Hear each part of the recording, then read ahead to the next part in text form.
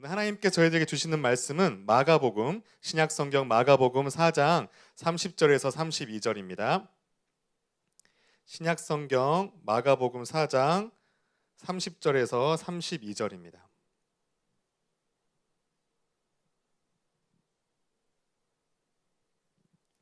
다 찾으셨으면 저희가 원래 예배했던 전통대로 오프라인에 계신 분들은 함께 일어나셔서, 또 온라인에서 예배하신 분들 중에서도 가능하신 분들은 함께 일어나셔서 말씀을 듣도록 하겠습니다. 제가 말씀을 받들어 읽겠습니다.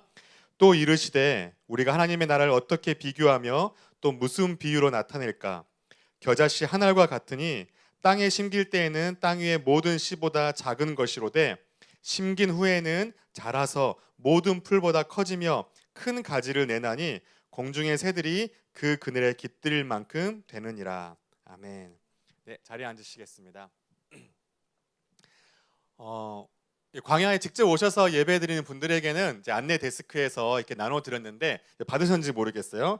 실제로 겨자씨를 나눠드렸는데 아마 화면으로 보시는 분들은 안 보일 정도로 굉장히 작은 이 겨자씨입니다. 근데 예수님께서 오늘 말씀을 통해서 제자들에게 하나님께서 다스리시고 통치하시는 하나님 나라에 대해서 비유로 설명하시는데, 이 너무나 작고 보잘것없는 이 겨자씨 한 알로 이것을 설명을 이어가시는 거예요. 아마 이 비유를 처음 1차적으로 그 당시에 듣고 있었던 제자들과 무리들에게는 이 예수님의 말씀이 놀라운 도전이 되었을 거고, 어떤 사람에게는 굉장히 수군거리고 비웃었을 거예요. 왜냐면요, 사실 이 겨자씨란 말이 관용어인데, 물론 이 겨자씨 자체가 진짜로 그 이스라엘 지역에 나오는 수많은 식물들 중에서 굉장히 작은 식물의 씨앗을 뜻하는 것도 맞지만, 관용어라는 것은요 무슨 말이냐면, 이 유대인들에게 겨자씨 같다라는 말은 가장 작다, 가장 보잘것없다, 가장 형편없다, 가장 하찮다, 이럴 때 쓰이는 말이었어요. 그래서 옆 사람에게 너 겨자씨 같아라고 하는 말은 사실 기분 나쁠 만한 뉘앙스를 주는 말이 겨자씨였어요. 그런데 하나님의 나라를 이야기하는데 예수님께서 겨자씨 한 알 같은 것이 하나님의 나라라고 이야기하는 거예요. 이게 되게 놀라운 이야기인데, 그것보다 더 충격적인 건 뭐냐면, 오늘 마가복음에서는 그렇게 표현되지 않았지만 이 본문이 동일하게 기록된 마태복음과 누가복음을 보면 뭐라고 기록되어 있냐면, 하나님의 나라는 이 겨자씨를 자기 정원에 심은 것과 같다라고 이야기하고 있어요. 천국은 마치 사람이 자기 밭에 갖다 심은 겨자씨 같다라고 이야기하는 거예요. 무슨 말이냐면요, 이 말을 들었을 유대인들에게는 굉장한 충격일 수밖에 없는 게, 유대의 미시나라고 유대의 종교, 사회, 문화를 기록한 주석서를 보면 이 당시 유대의 문화 속에서 뭐라고 기록하고 있냐면, 겨자와 같은 잡종을 정원이나 밭에 심지 말라고 기록되어 있어요. 왜냐면요, 사실 예수님께서 이 겨자씨가 심겨져 가지고 큰 나무가 된다라고 표현을 하셨지만, 사실 이것은 어떻게 보면 과장법이거든요. 왜냐면요, 사실 정확하게 표현하면 겨자는 나무보다는 들풀, 더 정확하게 이야기하면 잡초에 가까워요. 겨자가 아무리 높게 자라도요, 진짜 극단적으로 높게 자라도 3m 정도밖에 되지 않아요. 그리고 겨자는요, 가장 작은 것을 상징한다고 했잖아요. 그리고 그 다음에 이 겨자가 잡초 성향이 굉장히 강했기 때문에 땅에 심기우면 번식력이 강해가지고 그 정원의 토양을 어지럽히거나 다른 식물이 자라가기 못하게 만드는 성향이 있었기 때문에 유대인들이 굉장히 기피하던 식물이었어요. 그렇기 때문에 유대인들에게 문서에는 뭐라고 기록하고 있냐면, 겨자와 같은 잡종을 정원이나 밭에 심지 마라고 이야기하고 있어요. 그렇기 때문에 이 겨자는 사실은 정원에 심겨놓은 가꿀 만한 식물이 아니라 야생, 들판에서 바람에 쉽게 휘날리는 잡초 같은 들풀이 겨자에 가까워요. 그리고 이 실제로 성지순례를 가신 분들이 이 겨자, 이게 뭔가 있어 보이니까 겨자나무 보러 가자라고 이야기하는데 적잖이 실망하신다고 해요. 왜냐면요, 이 겨자가 꽃이 필 때는 뭔가 유채꽃처럼 아름답게 생노란색으로 피긴 하는데요, 꽃이 지면요, 이거 진짜 지저분하게 자라있는 엉겅퀴 같은 나무 풀에 불과해요. 그렇기 때문에 유대인들은 듣는 거죠. 제자들과 유대인들이 예수님이 하나님 나라 이런 거라고 설명하시는데 뭔가 대단한 걸 설명하실 것 같았는데, 자기들 입장에서 가장 작고 보잘것없고 형편없는 거, 그것도 자기들이 잡초 중에 잡초로서 심어야 할 것이 아니라 뽑아버려야 될 말썽 피고 쉽게 흔들리고 넘어지는 그런 종류의 씨앗을 하나님 나라에 비유하신 것뿐만 아니라 그것을 자기 정원에 심는다는 거죠. 여러분, 유대인들은요 원래 자기 정원에 진짜 심기 원했던 식물이 있었어요. 더 나아가서 이 신약에서 예수님께서 하나님 나라를 설명하실 때 자기 정원에 심은 겨자씨 같다라고 이야기하셨는데, 구약을 배경으로 하고 있던 이스라엘 백성들에게는 사실 어떤 나무가 정원에 심기어지는 것이 하나님 나라라고 생각을 했냐면, 다음 한번 넘겨보시면 백향목이에요. 백향목. 이 이사야나 에스겔서를 보면요, 이스라엘 백성들이 이 백향목을 통하여서 하나님께서 우리를 다스리신다면 이런 모습일 거라고 상상하는 게 나오고 있는데, 그 중에 한 구절이 에스겔 31장 5절 6절이에요. 여기서 말하는 그 나무가 백향목이거든요. 이 백향목은 다른 나무보다 키가 크고, 백향목이 잘 자라가면요 35에서 40m까지도 뻗을 수가 있대요. 그렇게 나무보다 키가 크고 가지가 무성하고 길게 뻗었고, 그래서 아까 예수님 말씀하신 것처럼 겨자나무가 잘 자라서 새가 깃드는 것처럼 공중의 모든 새가 깃들이고 짐승이 거기 새끼를 낳고 모든 강대구들이 그 그늘에서 살았다고 말한 나무가 백향목이에요. 그렇기 때문에 유대인들은 하나님 나라를 생각할 때 떠오르는 나무가 백향목이었어요. 여러분, 이 백향목은요, 여러분 혹시 레바논의 국기를 한번 찾아보세요. 레바논의 국기를 보시면 정중앙에 초록색 나무가 딱 그려져 있거든요. 이게 뭐냐면 백향목이에요. 그러니까 레바논의 나라의 상징으로 생각하고 있는 게 백향목인데, 실제 이 백향목은요 이스라엘에서 나지 않고 레바논에서만 나는 식물이고요. 그렇기 때문에 굉장히 귀중해요. 그렇기 때문에 이것은 함부로 사용하지 않고 제단이나 성전이나 왕궁을 지을 때만 썼던 최고급의 목재예요. 너무너무 웅장하고요, 아름답고 무성하고 높이 뻗고 굵기도 장난이 아니에요. 그래서 유대인들은요, 하나님의 나라가 이 땅 가운데 임한다면 이런 모습일 거야, 이런 백향목 같은 사람들과 존재들을 사용하실 거라고 생각해 왔어요. 그런데 오늘 예수님께서는 그 생각을 깨트리시는 거예요. 뭐냐면요, 예수님이 꿈꾸시고 상상하시고 바라보시는 하나님 나라는 이 세상 가운데 대단하고 탁월한 백향목 같은 존재를 자기 정원에 심으셔서 그것을 통하여서 멋진 나라를 꿈꾸시는 것이 아니라, 세상적인 기준으로 보면 별 볼 일 없고 하찮고 쉽게 흔들리고 잡초와 같고 대단하지 않는 겨자와 같은 우리들을, 존재적으로 너무나 연약하고 부족한 우리들을 당신의 정원에 심으신다는 거예요. 아니, 심으시는 것뿐만 아니라 정성스럽게 농부의 심정으로 가꾸시고 기르셔서 마침내 그 겨자가 나무와 같이 자라가지고 영향을 펼칠 수 있도록 만드시는 것이 하나님의 나라라고 설명하시는 거예요. 저는요, 이것이 우리에게 주는 위로와 도전이 된다고 생각이 들어요. 왜냐하면요, 여러분들은 스스로를 나는 백향목 같은 존재야, 나는 세상에서 대단하고 탕홀하고 누구보다 높아질 거고 누구보다 더 커질 거고 누구보다 더 많은 영향력을 가질 거야, 또 가지고 있어라고 생각되시는 분들에게는 사실 이 말씀이 초반부터 좀 그렇지만 은혜가 안 될 수 있어요. 그런데 혹시 백향목 같은 존재 옆에서 열등감을 느끼거나 나는 너무너무 겨자 같은데 백향목같이 되고 싶은 강박, 그 변화와 성장에 대한 강박에 시달리고 있는 분들에게는 이 본문과 이 예수님의 말씀이 은혜 중에 은혜이고 위로 중에 위로예요. 왜냐면요, 예수님은요 백향목 같은 존재를 심으셔서 사용하시겠다고 말씀하시는 것이 아니라 들풀 같은, 잡초 같은 우리들, 겨자와 같은, 여러분 손에 쥐고 있는 그 작은 씨앗 같은 우리들을 통해 당신의 나라를 만들어 가신다는 거예요. 근데 우리는요 백향목이 되고 싶어요. 겨자와 같은 내 모습이 못마땅하고 숨기고 감추고 싶고요, 백향목처럼 되어야만이 쓰임 받을 수 있다고 생각이 들어요. 그리고 내가 백향목이 되어야 좋은 성도, 좋은 그리스도인, 좋은 리더라고 생각을 합니다. 물론요 세상적인 기준으로 그 말은 정확합니다. 하지만 성경의 원리와 복음의 역설은 그렇지가 않아요.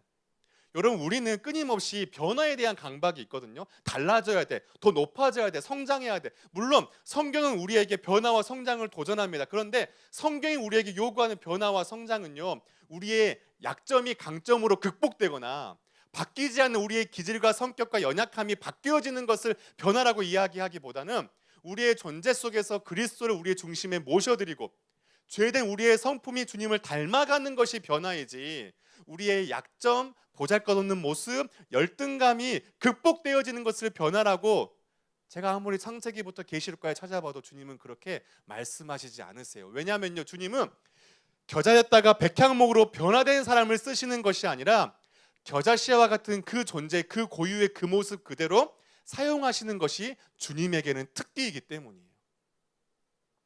우리는 늘 우리의 약점이 있잖아요. 여러분들도 약점이 있죠. 성도로서, 그리스도인으로서, 청년으로서, 이 사회 구성원으로서, 직장과 가정의 어떤 사람으로서 우리의 약점이 있잖아요. 우리는 그 약점이 싫어요. 숨기고 싶어요. 그리고 우리는 끊임없이 약점을 극복하려고 많이 애를 써요. 그런데 여러분들 잘 되시나요? 잘 안 돼요. 저도요, 굉장히 약점이 있어요. 저희 어떤 성격이나 관계성이나 저희 어떤 내면에서 참 많은 약점이 있어요. 그래서 저는 너는 사역자로 살아가면서 그것밖에 안 돼? 성격도, 관계를 맺는 것도, 사람에 대한 성향도, 어떤 내면도 왜 그렇게밖에 못해? 좀 더 뭔가 활발하고 당당하고 뭔가 그런 모습 보일 수 없어? 그래서 저는 초반에 그런 저의 모습을 바꾸려고 굉장히 애를 썼어요. 강박을 느끼고 열등감을 느끼고 감추려고 하고, 그래서 사람들의 모습에 그렇게 보여주면 뭔가 내가 달라졌구나, 내가 뭔가 백향목까지 돼가고 이렇게 느꼈지만, 사실 그러다가도 어느 순간 내 자신을 솔직하게 직면해 보면 내 모습은 원래 그대로예요. 그래서 저는 그게 너무 싫었거든요. 컴플렉스였어요.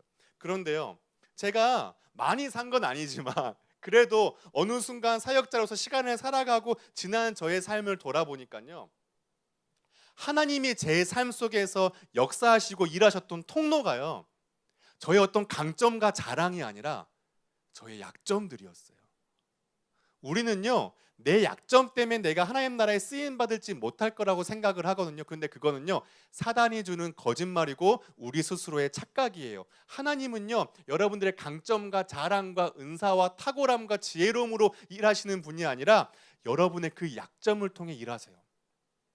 저도요, 지금까지 제 삶 속에서 그래도 그나마 하나님이 일하셨다고 고백하는 이유들을 찾아보면요, 다 저의 약점에서 있었어요. 내가 너무 연약하기 때문에, 관계나 삶이나 사역이나 이런 연약하기 때문에 주님을 의지할 수밖에 없고, 그렇기 때문에 그때마다 내가 일하는 것이 아니라 주님이 일하시는 것을 경험할 수밖에 없었던 곳이 저의 약점이었고, 그게 저의 인생이었어요. 그렇기 때문에 제가 여러분들에게 당당하게 이야기할 수 있는 건요, 여러분들의 약점을 사랑하세요. 자랑하세요. 왜냐하면요, 그게 바로 하나님이 일하시는 통로예요. 이건 단순히 저의 경험의 이야기가 아니라 성경의 진리입니다. 우리의 믿음의 선배 사도 바울이 뭐라고 고백하냐면, 고린도후서 12장에서 다 한번 넘겨오시겠어요? 이렇게 고백해요. 바울에게도 약점이 있었어요. 저에게도 저의 어떤 성격이나 관계성이나 부족함 등의 약점이 있었듯이 바울에게도 약점이 있었는데, 그의 약점은 육체의 가시, 질병이었어요. 뭐 이게 어떤 질병이냐 갖고 신학자들이 말이 많기 때문에 그건 뭐 여기서 설명할 수 없지만, 바울은 뭔가 멋지게 사역하고 싶은데 세계 선교를 마음껏 누비면서 엄청난 영향력을 끼치고 교회를 개척하고 대단한 일을 막 자기 이걸로 하고 싶은데 몸이 너무 안 좋은 거예요. 그러니까 바울은요, 자기의 약점을 뭐라고 정의했냐면 사탄의 사자라고 했어요. 그만큼 바울은요, 자기 약점을 좋아했다, 싫어했다? 무지하게 싫어하고 극복하고 싶었어요. 그래서 몇 번 기도했다고 나오고 있습니까? 내가 3번 주께 간구했다. 이 말은요, 바울이 하루, 이틀, 3일 그냥 3일 기도했단 말이 아니라, 이 3이라는 거 완전수거든요. 바울이 진짜 내 약점을 극복하기 위해서 하나님 앞에 매달렸다는 거예요. 근데 하나님이 바꿔주셨을까요? 안 바꿔주셨을까요? 하나님이 안 바꿔주세요. 서운하죠. 어떻게 그럴 수가 있어? 내가 기도했는데, 내가 하나님 나라 위해 살아가겠다고 내 약점 바꿔달라고 하는데 왜 안 바꿔주셔? 우리 이렇게 생각을 하잖아요. 근데 바울이 기도하다 보니까 관점이 바뀐 거예요. 뭐냐면 내 약점 때문에 하나님이 일하실 수 없고 내 약점 때문에 나는 쓰임받을 수 없다고 여겼는데, 생각해 보니까 바울에게 있는 그의 건강이나 환경이나 관계나 성격이나 성품의 약점이 주님이 일하시는 통로였다는 거예요. 그래서 뭐라고 고백하죠? 이제 내가 크게 기뻐한대요. 나의 여러 약한 것들에 대해 뭐 한대요? 자랑한대요. 아까 제가 했던 말이 제 이야기가 아니었죠? 성경의 진리였죠? 왜 그렇습니까? 이는 그리스도의 능력이 내게 머물게 하려 한다는 거예요. 여러분, 제가 화면에 이 머물게 따로 체크를 해놨어요. 여러분, 종이로 된 책으로 된 성경책을 읽어보시면 그 내게 머물게라고 할 때 그 핀노트 주석이 달렸을 거예요. 이건 이 말은 무슨 말이냐면 머물게라고 번역이 되었지만 원래 의미를 살려보거나 다른 역본을 보면 원래는 이런 단어가 쓰여 있다라고 쓰여 있는 게 밑에 기록되어 있을 텐데, 자 나중에 찾아보세요. 제 말이 진짜인지 거짓말인지. 종이 성경책으로 찾아보시면요, 내게 머물게라는 것에 밑에 뭐라고 써 있냐면 장막으로 덮게, 장막으로 덮다 이렇게 써 있어요. 이게 무슨 말이냐면요, 그 이스라엘 백성들이 광야 시절에 성막을 만들었잖아요. 장막을 만들었어요. 왜? 하나님을 예배하고 그곳에서 하나님이 뭐 하기 위해? 임재하기 위해 만든 곳이 장막이에요. 그래서 하나님께서는요, 장막을 덮으심으로 자기의 임재를 이스라엘 백성들에 나타냈어요. 그런데 바울이 뭐라고 고백하냐면, 자 여러분, 하나님이 어디에 임재하실까요? 하나님이 어디에 임재하실 것 같아요? 하나님은요, 바울이 뭐라고 고백하는 거예요? 여러분의 약점 위에 임재한다는 거예요. 거기에 장막을 덮으신다는 거예요. 여러분, 하나님이 여러분 인생 임재하시기를 소망하십니까? 온라인으로 계신 분들도 아마 아멘 하셨을 거라고 생각이 드는데, 하나님이 어디에 임재하시냐면요, 여러분의 강점, 대단한 은사, 자랑할 만한 거리에 임재하시는 것이 아니라 우리의 약점이 임재. 이것을요, 유진 피터슨이 이렇게 메시지 성경에 번역했어요. 제가 이 구절은 아마 여러분들 꽤 자주 설명했을 거예요. 왜냐하면 저에게 굉장한 도전과 은혜가 되었기 때문에. 제가 한번 읽겠습니다. 나는 약점에 집착하는 것을 그만두고 그것을 선물로 여기며 감사하기 시작했습니다. 그것은 그리스도의 능력이 나의 강함이 아니라 약함 속으로 쇄도에 들어오는 하나의 사건이었습니다. 이제 나는 약점들을, 겨자씨와 같은 내 볼품없는 약점들을 기꺼이 받아들이고 그리스도께 넘겨드릴 따름입니다. 그리하여 나는 약하면 약할수록 점점 더 강해진다는 거죠. 그게 우리의 믿음의 근거이고 복음의 역설이라고 저는 믿습니다. 그렇기 때문에 여러분들 변화에 대해 너무 강박을 느끼지 마세요. 백향목 같은 존재가 되지 못하는 스스로에 대해서 너무 열등감을 느끼지 마세요. 주님은요, 여러분들이 겨자씨에서 백향목으로 변화되어야 사용하시는 것이 아니라 여러분 고유의 그 모습을 사랑하세요. 사용하세요. 여러분, 신앙의 성장이 뭐냐면요, 겨자나무에서 백향목같이 되는 것도 신앙의 성장일 수 있어요. 그런데요, 진짜 신앙의 성숙은요, 겨자씨와 같은, 겨자풀과 같은 고유의 나를 받아들이고 사랑하는 것, 그리고 그걸 주님께 넘겨드리는 것, 그게 저는 신앙의 성숙이에요. 하나님 여러분들 왜 불렀을까요?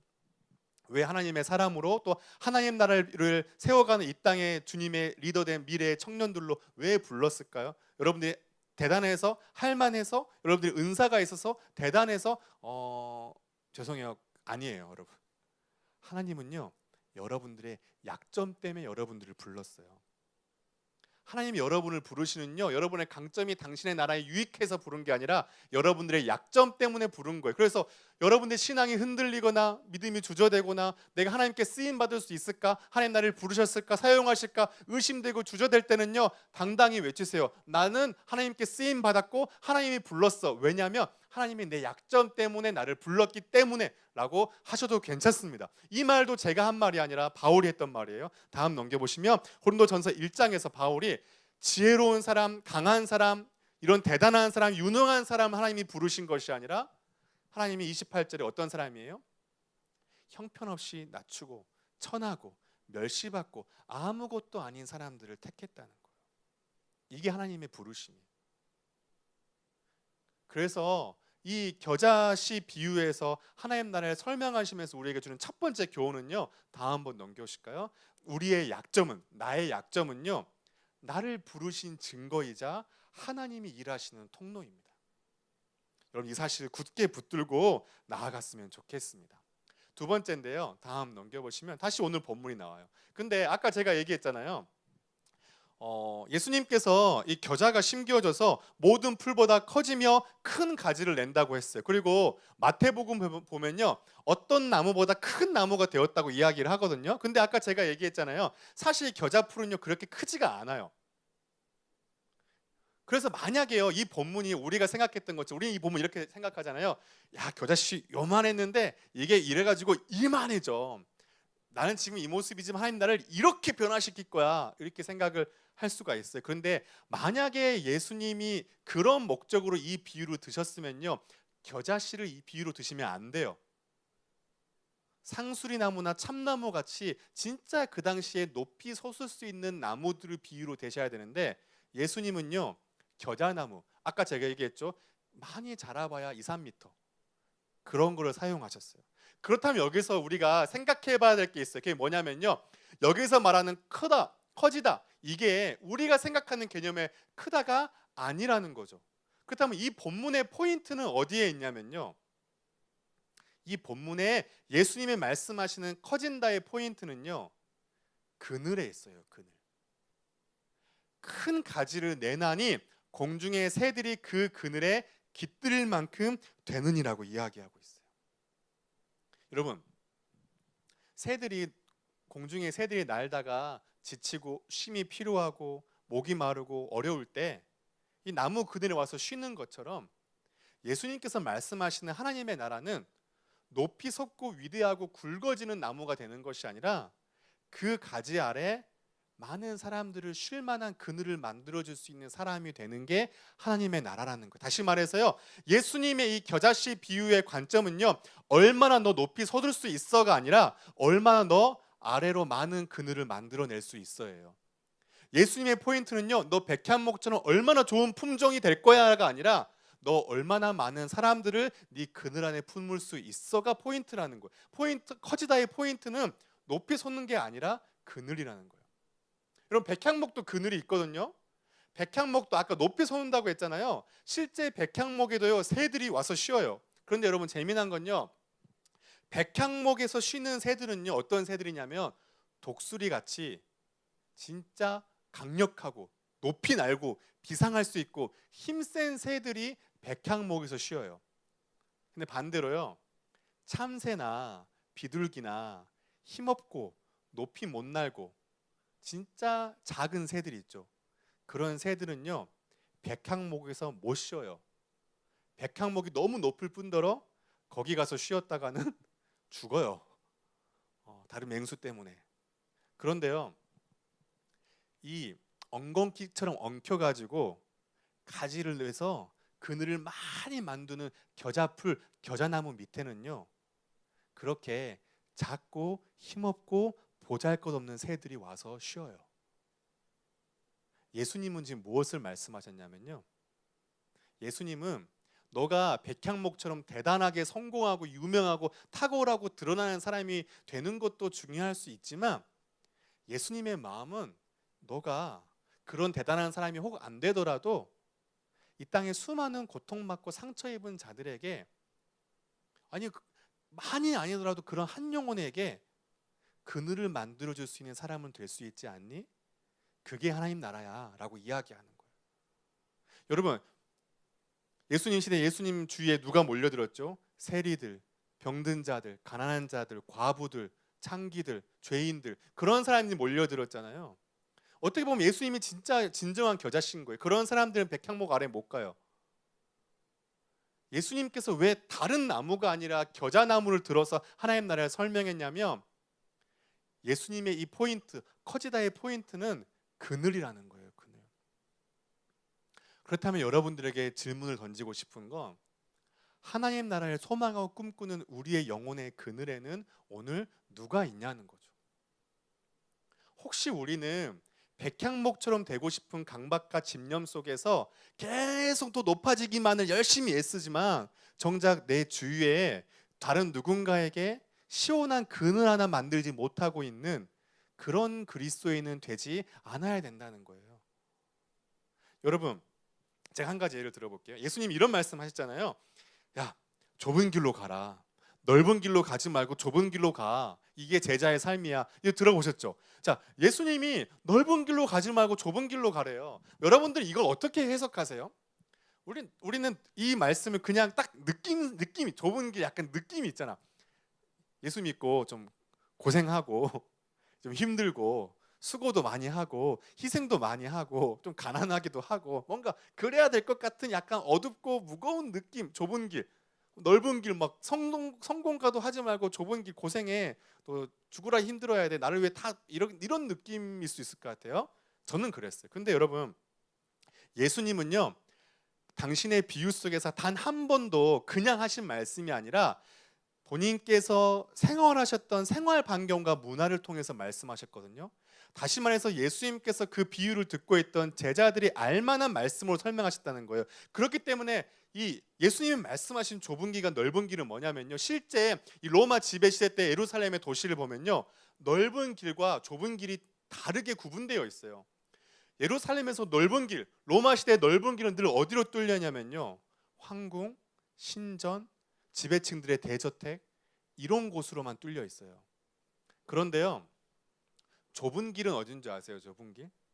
좁은 길은요, 그 예루살렘의 뒷골목에 가난한 사람들, 세리들, 병든 자들, 고통받는 자들, 아무도 주목하지 않는 자들, 그런 사람들이 옹기종기 모여 살던 곳이 예루살렘의 뒷골목이었고, 그곳에 곧 좁은 길이 났어요. 여러분, 예수님이 여러분들에게 좁은 길로 가래요. 넓은 길로 가지 말고. 여러분들이 걸어가는 그 좁은 길 양옆에는 누가 있는 거예요? 그렇게 가난하고 약하고 힘겹고 상처 입은 자들이 있어야 제자의 삶이라는 거예요. 그게 그리고 겨자풀로 설명하신 하나님 나라라는 거예요. 사랑하는 여러분, 저는 여러분들이 걸어가는 그 길 옆에 그러한 자들이 있기를 소망합니다. 여러분, 그러면요, 우리는요, 백향목이 못 될 수는 있지만요, 백향목도 해내지 못하는 일을 해내는 사람들인 거예요. 어떤 사람들? 예수님처럼 이 땅에 고통받고 상처 입은 자들을 품어낼 수 있는 그늘을 만드는 거. 오늘 돌아가셔서 여러분들의 가정과 직장과 세상과 친구 속에서 그 그늘을 만들어 주시는 저와 여러분이 되기를 간절히 소망합니다. 그래서 우리가 두 번째 우리 고백할 수 있는 하나님 나라의 실존은 누군가에게 그늘을 만들어 주는 사람. 누군가에게 그늘을 만들어 주는, 이게 겨자씨 비유예요. 여러분들, 겨자씨 비유가 이게 겨자씨 요만했다가 이게 이만해져, 이게 사실은 아니에요, 여러분들. 그랬으면 예수님이 겨자나무 설명 안 하셨어요. 예수님의 비유는 이만해져가 아니라 얼마나 많은 그늘을 내서 그런 사람들을 쉬게 할 것인가. 그게 하나님 나라라는 거예요. 우리 그 정도는 할 수 있지 않나요? 우리도 나무잖아요. 푸른 나무 교회. 백향목 같은 교회는 못 될 수도 있죠. 되면 좋은데. 근데요, 저는 그렇게 생각해요. 이 세상에 수많은 교회들이 백향목 같은 교회가 되고 싶어요. 성장하고 숫자적으로 부흥하고 뭔가 이름을 높이고 영향력 있고 유명한 사람들이 오고. 그런데요, 어쩌면 우리 교회 한 교회만큼은 백향목 같은 교회가 아니라 겨자풀 같은 교회가 되기를 한번 결심한다면, 제가 주님의 뜻이라고 함부로 말할 수는 없겠지만 주님의 시선은 거기가 아니라 여기 있지 않을까요, 여러분? 저는 그렇게 믿어요. 그런 성도, 그런 청년, 그런 교회가 되기를 간절히 소망합니다. 자, 마지막 세 번째입니다. 이미 화면에 띄워졌는데, 이 본문이 병행 본문이 있다고 했잖아요. 이 본문의 누가복음을 보면요, 이 문맥 상황에서 이런 사건의 전후 속에서 예수님께서 말씀하셨어요. 제자들이 엄청 전도를 열심히 했잖아요. 예수님과 함께 이 마을 저 마을 가서 병든 자를 고치고 복음을 가르치고 선언하고 막 죽은 자를 살리고 굉장한 많은 일들을 했는데 생각보다 사람들이 돌아오지 않아요. 오히려 예수님을 때로는 환영하기도 했지만 배척하고 조롱하고 무시하고 이랬어요. 그러니까 제자들이 물어보는 거예요. 예수님, 우리 이렇게 열심히 사역하는데, 우리 이렇게 열심히 전도하는데 왜 세상이 우리를 몰라주죠? 왜 이렇게 구원받는 사람이 적어요? 왜 우리 교회는 부흥하지 않아요? 왜 하나님 나라 안 이루어지죠? 세상은 이 모양인데. 주님, 지금 우리 식으로 얘기하면 지금 우리는 코로나에 직면하면서 완전히 얻어 터져가지고 지금 우리는 기독교 혐오 시대를 살아요. 우리 어디 가서 교회 다닌다고 말 쉽게 못해요, 주님. 전도요? 그거 어떻게 합니까, 주님? 너무너무 어려워요. 근데 주님, 왜 이렇게 적어요? 왜 이렇게 안 돼요? 주님, 지금도 일하시는 건 맞아요? 이게 이 누가복음의 상황 속에서 제자들이 예수님께 던진 질문이에요. 주님, 왜 이렇게 구원받는 사람이 적어요? 여러분, 그런 질문 하지 않으세요? 왜 주님 이 나라가 이래요? 왜 우리 교회가 이래요? 주님 내 삶은 왜 이래요? 왜 주님이 일하지 않으세요? 일하신다고 약속하셨는데 왜 안 보여요? 내 눈에 보이지 않고 내 손으로 만질 수 있는 증거가 왜 없어요? 라고 던지는 질문과 동일하다는 거예요. 근데 그런 상황 속에서 예수님이 답변이 뭐냐면 이 겨자씨 비유인 거예요. 어쩌면 지금요, 패배의식과 무기력과 비관적인 회의론과 하나님은 지금도 일하지 않는다고 생각하는 굳은 부정적인 지배력 속에 빠져있는 제자들과 우리들 향해 주님이 말씀하신 답변이 뭐냐면 주님은 지금도 일하고 계신다는 거예요. 근데 그것을 무엇을 설명하신 거예요? 겨자씨로 심겼잖아요. 보여요, 안 보여요? 제일 작고 보잘것 형편없는 거, 잡초 같은 거, 들풀 이거 심었잖아요. 자기 정원에. 안 보여요. 말도 안 되는 일이에요. 처음에 드러납니까? 안 자라요. 눈에 보여진 게 아무것도 없어요. 그러다가 하나님의 때가 이르게 되면 그것이 수많은 사람들에게 그늘을 만들어내는 큰 나무가 되어 하나님 나라의 영원한 승리를 우리에게 보여주신다는 것이 약속인 거잖아요. 여러분, 우리가 한 가지 버려야 될 생각이 있어요. 주님은요, 여러분들의 생각과 예상과 판단과 계산 안에서 일하시는 분이 아니에요. 주님은 늘 우리의 예상 밖으로, 예측 밖으로 우리의 생각과 제한을 넘어서서 일하시는 분이지, 우리의 회로 논리 속에서 주님이라면 지금 이 순간에 내 삶 속에 이렇게 응답해야 되고 내 기도에 이렇게 역사해야 되고 우리 교회 가운데 이런 응답이 있어야 되고 내 삶과 우리 정원에 우리 교회에 이런 열매가 있어야 돼 라고 우리는 정의하고 진단하고 주님 앞에 요구하지만 주님은 죄송해요, 그렇게 노시는 분이 아니에요. 주님은 예측할 수 없는 주님의 방법으로, 우리가 다 알 수 없는 주님의 일하심으로 지금도 쉬지 않고 일하고 계세요. 농부가 보이지 않지만 겨자씨를 심겨놓고 정성껏 가꿔서 그 정원을 만들어냈던 것처럼 주님은 지금도 여러분의 삶에, 직장에, 가정에, 교회에 보이지 않지만 열심히 물을 주시고 토양을 갈아엎으시고 쟁기질을 하시고 땀과 눈물을 흘리시면서 길러내고 계신다는 거예요. 이것이 예수님의 답변이었고, 어쩌면 지금 내 삶에 주님이 일하시나? 우리 교회에 주님이 역사하시나라는 의심과 질문을 갖고 있는 누군가에게 주님의 답변도 주님은 지금도 겨자씨와 같이 일하신다예요. 여러분, 한번 성경을 한번 생각해 보세요. 성경에서 하나님이 평범하게 일반적으로 일하시는 장면이 한 구절이라도 있나요? 신약 성경 바로 오기 전에 이스라엘 백성들이 나라가 망했어요. 바벨론의 포로로 끌려갔어요.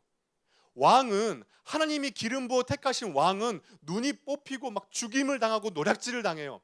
하나님을 예배했던 성전은 불탄 것뿐만 아니라 그 성전에서 주님을 예배하고 제사 드릴 때 썼던 그 수많은 그릇들은 바벨론 왕의 술그릇이 되었어요. 이거 하나님 일하시는 거, 일하지 않는 거예요. 하나님 일 안 하는 거죠. 완전 나라가 망하고 교회가 망했잖아요. 하나님의 영광이 땅에 떨어졌잖아요. 그래서 이스라엘 백성이 그때 뭐라고 했냐면 이가봇이라고 했어요. 하나님의 영광이 우리를 떠났다. 이게 이가봇이라는 뜻이거든요. 이게 그들의 진단이었어요. 근데 하나님의 영광이 진짜 떠났을까요? 하나님이 일하지 않았을까요? 눈에 보여지는 주님이 일하지 않았지만 주님은 그 포로로 끌려간 사람들 가운데 다니엘을 통해, 에스겔을 통해, 에스라와 느헤미야를 통해 이러한 수많은 믿음의 사람들을 통하여서 전혀 상상치 못했던 반전의 역사를 만들어내신 게 주님이에요. 십자가는 어떻습니까? 주님이 십자가 지셨을 때 제자들이 절망했어요. 끝났다. 우리의 믿음은 잘못됐다. 우리의 소망은 꺾였다. 다 도망치고 져버렸어요. 그런데요, 하나님은요, 자기 아들을 진노와 심판의 저주로 죽임을 당하는 전혀 상상할 수 없는 그분의 방식으로 일하셔서 우리를 구원하시고 주의 나라를 완성해 가시는 거예요. 그렇기 때문에 여러분, 주님께서 일하시는 방식은 우리의 생각을 차원을 뛰어넘어요. 지금 보이지 않으십니까? 여러분의 삶과 우리 교회와 민족 가운데. 하지만요, 주님이 여러분들의 그 심령 하나하나와 여러분들이 지금 발딛고 살아가는 그 삶의 현장 하나하나 가운데 분명 이 복음의 겨자씨를 심으셨어요. 그리고 지금 그 씨앗이 보이지 않지만 자라가고 있는 거예요. 여기서 우리가 필요한 게 뭘까요? 필요한 게 뭘까요? 다음 한번 넘겨주시겠어요? 인내와 기다림이에요. 그 마가복음 오늘 본문 앞절에 이렇게 되어 있어요. 사람이 씨를 땅에 뿌린 것 같으니 밤낮 자고 깨고 하는 중에 씨가 나서 자라되 어떻게 글이 되는지를 알지 못한대요. 사람이 씨를 뿌렸어요. 하나님이 정원에 우리 같은 존재를 뿌렸어요. 열심히 뿌리죠. 근데 안 보이죠. 밤낮 뿌리죠. 근데 안 보여요. 근데 그 상황 어땠을까요? 비바람도 몰아치고 막 땅을 쟁기질 갈아엎으면서 고통도 당하고 오랜 시간도 걸리고, 그런데 하나님의 때가 되면 언제 이렇게 되는지 알지 못할 정도로 그 나라가 너무 멋지게 펼쳐질 거라는 거예요. 그렇기 때문에 우리가 이 겨자씨 비유를 통해서 마음에 새기고, 오프라인 오신 분들은 새기고 일터로 돌아가시고 가정으로 돌아가시고, 온라인으로 예배 드리신 분들은 마음에 새기고 다시 삶의 자리로 돌아가셔야 될 고백은 뭐냐면, 다음 넘겨주시겠어요? 우리의 고백은 하나님은 지금도 일하신다는 거예요. 하나님은 지금도 저와 여러분의 삶에 일하고 계십니다. 거기에 필요한 건 뭔지 아세요? 여러분, 하나님의 일하심은요, 눈에 보여지는 증거와 느낌으로 확인할 수 있는 게 아니라 인내와 기다림이라는 믿음으로 확인할 수 있는 거예요. 인내와 기다림으로 믿음으로 가는 사람에게는 마침내 그 나무가 여러분의 인생 가운데 펼쳐져서 이 세상이 여러분들 앞에 나와서 쉬게 되는 역사를 보게 될 것입니다. 말씀을 좀 마치겠습니다. 그 설교 예화할 때 절대 들면 안 되는 예화가 세 가지가 있어요. 하나가 군대 얘기, 두 번째가 축구 얘기, 세 번째가 군대에서 축구한 얘기거든요. 저는 축구는 잘 못해요. 그렇기 때문에 저의 예화에서 축구나 군대에서 축구한 건 없어요. 근데 자매들 분들께 죄송하지만 군대 이야기를 마지막 하나만 하고 좀 마칠게요. 이제 군대를 가면요, 요즘에 뭐 이렇게 요즘 군대 관련 이런 유튜브도 많으니까 여러분들이 뭐 그런 했지만, 사실 대부분의 대한민국 남자들이 군대에 가면 그런 일을 한다기보다 정말 왜 하나 싶은 작업들만 하거든요. 이렇게 쓰레기를 줍는다거나, 이렇게 뭐 삽질을 한다거나, 뭐 이런 것만 해요. 근데 제가 군대에 갔을 때 제일 짜증이 나고 제일 내가 왜 이걸 하고 있지라고 생각이 들었던 작업이 뭐냐면요, 잡초를 뽑는 거였어요. 잡초를 뽑는 거. 왜냐면요, 잡초를 뽑잖아요. 그러면 막 더운 날 막 그 좋은 뭐 장비를 주는 것도 아니고 다 손으로 뽑잖아요. 막 뽑고 있으면 잡초가 또 그냥 엄청 많잖아요. 막 뽑아요. 이게 자체가 피로도가 있고 지치기도 하지만, 더 이게 현타가 오는 게 뭐냐면, 며칠 후에 그 자리에 가면 잡초가 나 있을까요, 안 나 있을까요? 나 있는 거죠. 또 뽑으라고 해요. 그러면 또 뽑아요. 며칠 후에 가면 나 있을까요, 안 나 있을까요? 또 나 있어요. 잡초는 뽑아도 계속 나 있어요. 근데 제가 군대에 있을 때 잡초를 뽑다가 진짜 신기한 장면이 뭐였냐면, 다음은 넘겨주시겠어요? 그때 그 사진은 아니지만, 잡초가 여러분들 아스팔트 뚫고 나온 거 보신 적 있으세요?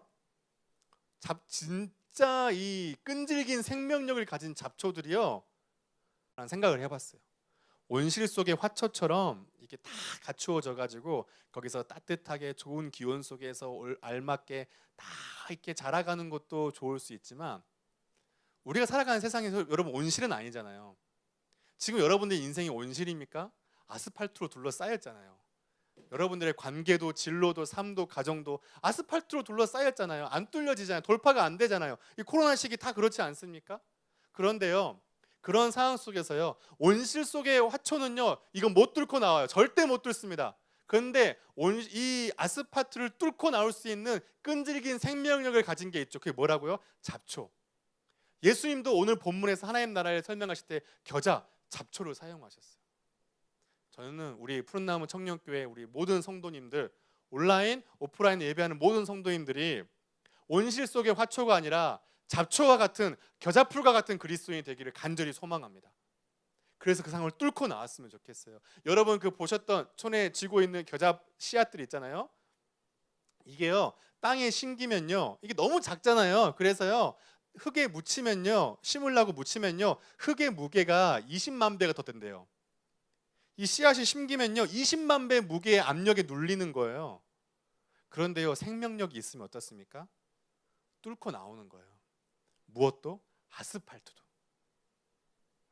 저는 여러분들의 삶 속에 어떤 아스팔트가 있는지 모르겠습니다.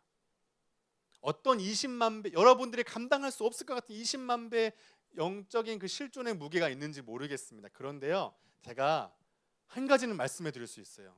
여러분, 우리는 그것을 뚫을 수 있습니다. 우리는 끈질긴 생명력으로 돌파해낼 수 있습니다. 그리고 우리는 마침내 겨자나무와 같은 교회로, 성도로 이 세상의 하나님 나라가 무엇인지를 보이게 될 것입니다. 그리고 거기에는 저와 여러분의 약점이 분명히 주님이 일하시는 통로가 될 거라고 생각합니다. 같이 한번 좀 기도하겠습니다.